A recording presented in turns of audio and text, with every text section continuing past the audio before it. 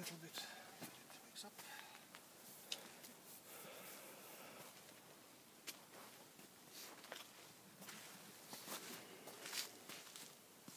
So basically you could have a cooler fitted. We have a customer in Canada and he put it on the door.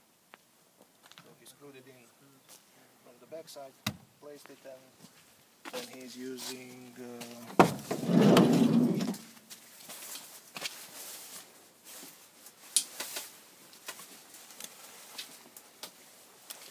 Не тяжелая.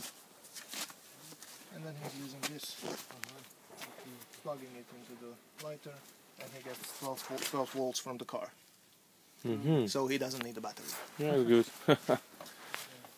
Для компьютера можно тоже. Да, для компьютера также можно.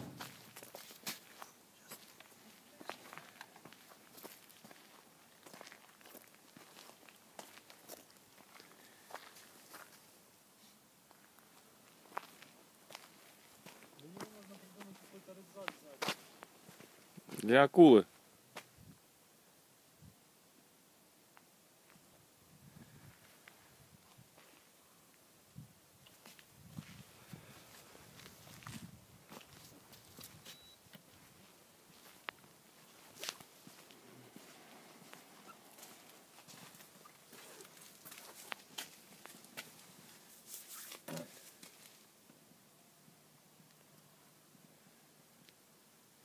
So as I said, we can use 50 kilohertz or lower. With anything higher than that is going to disrupt the signal and it's not going to be good. So we stay at 50. You can use auto offset to set you approximately to set the pulse. Well, with any auto algorithm, it is hard to be 100% correct because there is a lot of influence from all the way around. So you use the auto offset, it will give you the direct pulse, and then you can use the buttons to shift it up or down if necessary. The same thing you can do with the auto gain. This is a similar function to the one in the CR3000, and as you can see, although it will try to find the best possible solution, most probably you will have to adjust it a little bit yourself in the end. Okay, well, we set this. Since we are searching for geological stuff, I will start with let's say 800 nanoseconds. And in order to be sure that the computer is not going to freeze or we are moving too fast or slow and so on, I'm going to use a little bit less samples, 1600.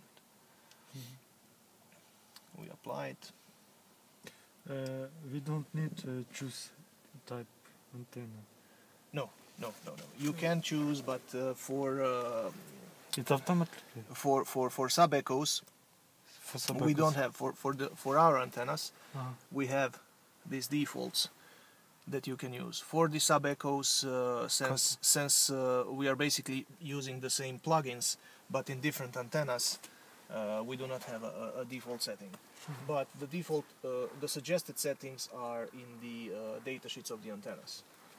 So you will have a clue what to set for your antenna manually when it comes to that.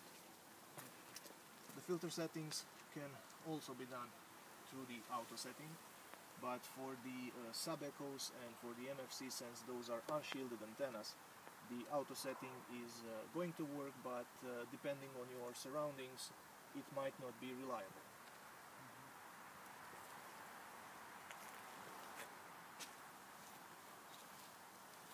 So now you see that it went a little bit too high, because probably it gets a higher harmonic from the car.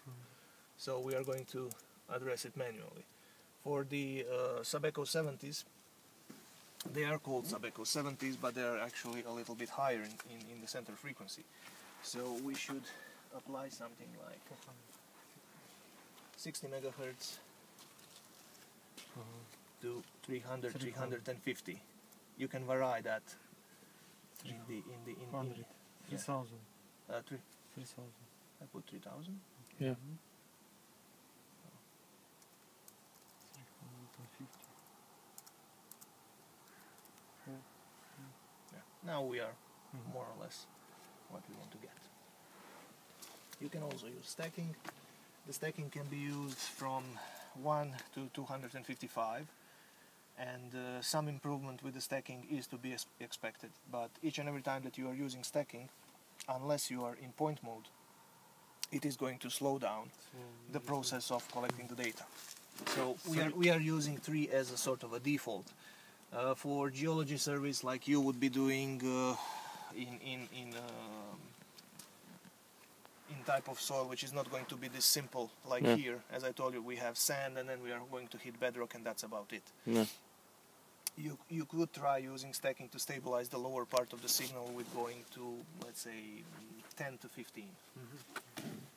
But I'm going to leave it at 3 in this particular moment.